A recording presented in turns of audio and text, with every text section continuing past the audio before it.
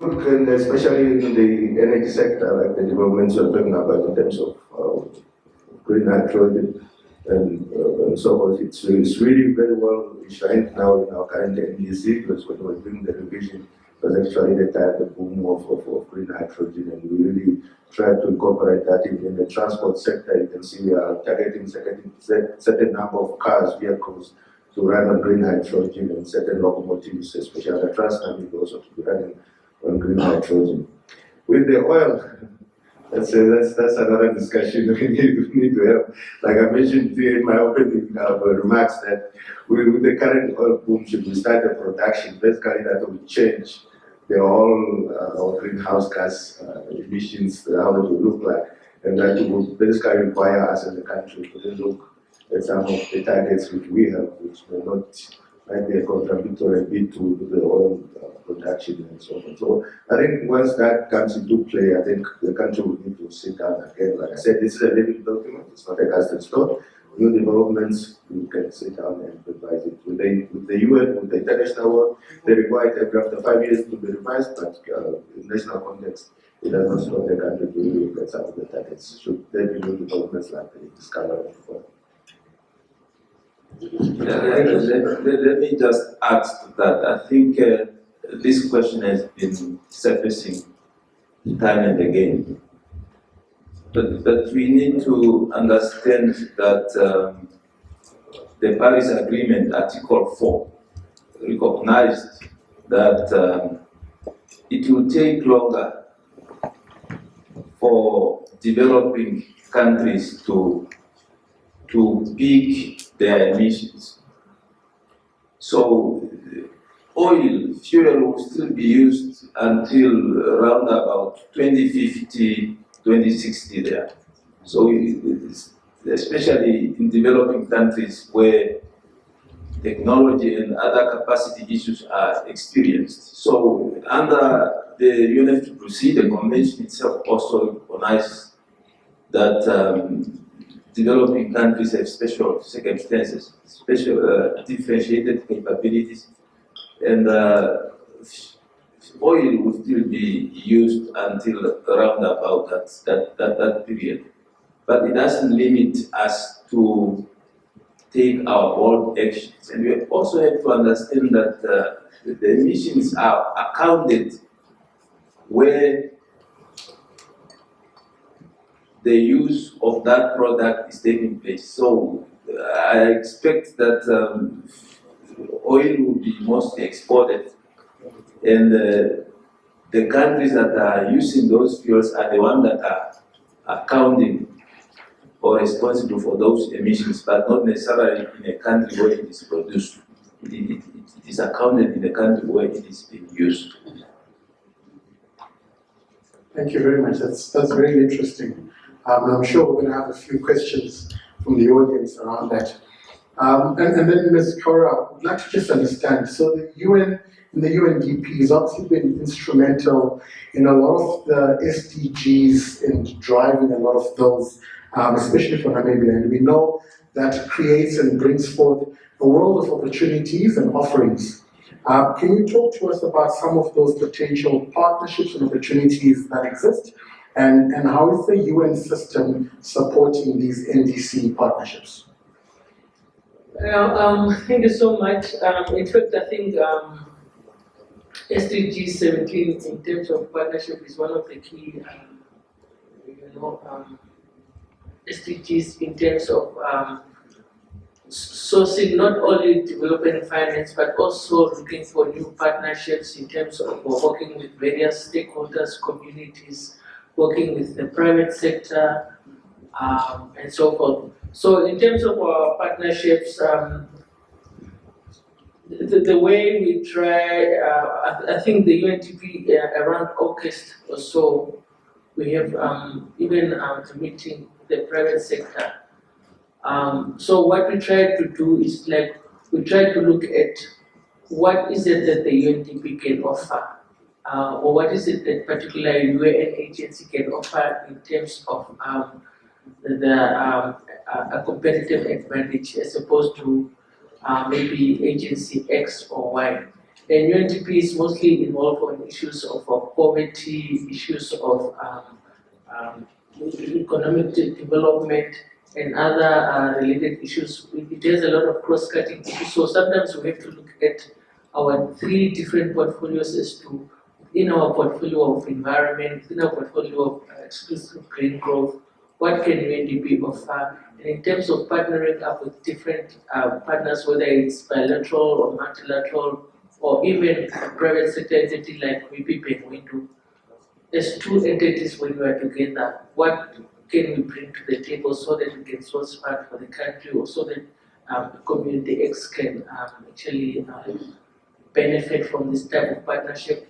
Or sometimes you look at the private sector, maybe the private sector want to venture in issues of renewable energy, and how can they look at blended finance to venture into certain activities that they want to, or infrastructure that they want to develop. So it really, it's a wide scale of issues, and I don't think I can pin down one specific issue. Yeah. Thank you. I think I have to say this, that the implementation of multilateral environmental agreements is done in a very inclusive and integrated manner. We have a national committee on the implementation of Rio Conventions that has membership from all the government institutions, academia, including NAST, UNAM, IUM, NGOs, and the private sector members.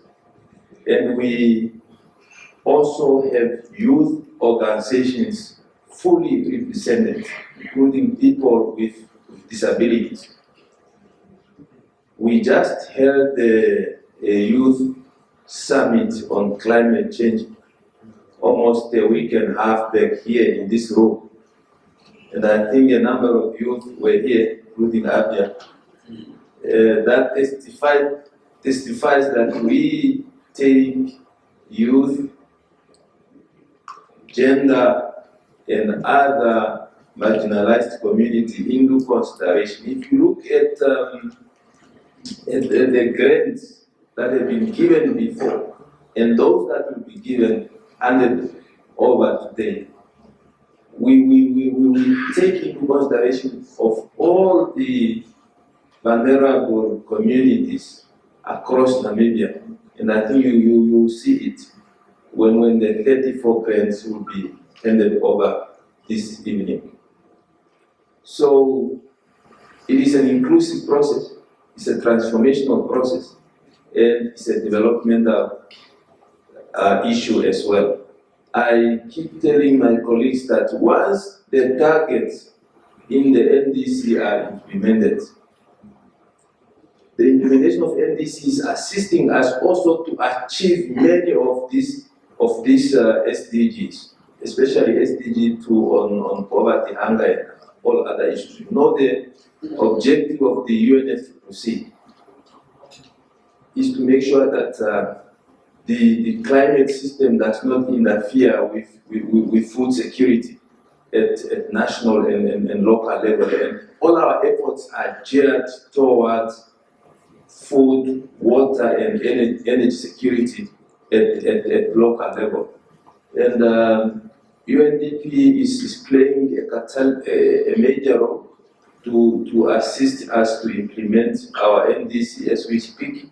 They have funded an NDC implementation strategic advisor that is housed at the ministry in order to assist the government to make sure that come 2030, all those many big targets that my colleague Regan was presenting are achieved. And we know and believe that they are achievable. Thank you. But I think I picked up two questions from the lady here. One was on controlling emissions from industries.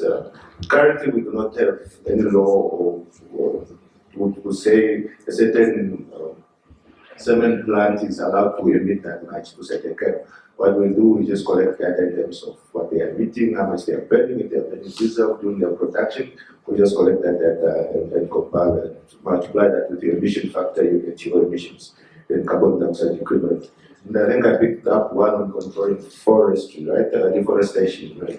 The Department of Forests is responsible for that. I think one way they are trying to do is by gazetting community forests, so that people can just go in and cut trees. The permit system that people need to get a permit before they can go into the forest and harvest. So I think those are some of the measures which are there to control deforestation. I think I'll hand it over to Ms. Kara?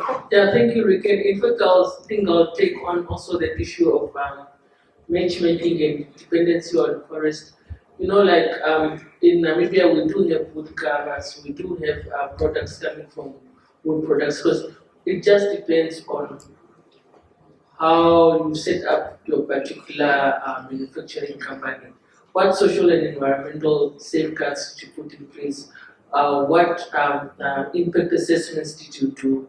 And in terms of reforestation, what are you doing as a company? Because at the end of the day, I think we try to motivate or at least encourage nature-based enterprises, and so that we cannot depend so much on our extractive industries, our mining sector, and so forth. But we do want to also encourage those nature-based enterprises. But of course, we have to do your due diligence. You have to look at the various factors. You have to look at the various permits that you need, and so forth as a community. In terms of funding for SDG 7, issues of renewable energy, or at least clean energy, I think are very close to a lot of our development partners. There are a lot of windows out there, but sometimes for us we have to go through our different projects to enable you to get funding for a particular activity that you want to carry out. Like for instance, we have here the EIF managing some of our grants. And then when you do an application, you have to go through that. Maybe you want a solar water pump, or maybe you have some sort of innovations ongoing, or maybe you want off-grid electricity to a certain village or so forth. Most of these are done through our partners. And then there was that question. Thank you so much for NAST for offering that particular expertise in terms of partnership. In fact, we have one upcoming project now on the Kubele water system. So it would be very good to discuss some of these areas with NAST. In terms of SDG 2, on what is it that we are doing, I think the EIF CEO, when he presented 2-3 projects with funding from UNDP, Build Back Better, Nilalek, and others. And these projects have looked at issues of agricultural production, they've looked at issues of conservation, climate smart agriculture, and also the provision of other related issues, so that communities can at least get out of the poverty trap. Some of them are based in Karas, others in Erongo, Unene, and all these different areas of the country. We do not solely concentrate on only a certain area of the country. We depend on the ask from different communities, from government, and so forth. Thanks. Super, thank you very much, ma'am.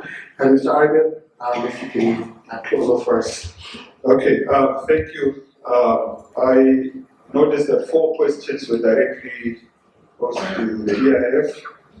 I would like to start with the last one, because I find the first question really interesting. I would like to engage my sister on that one.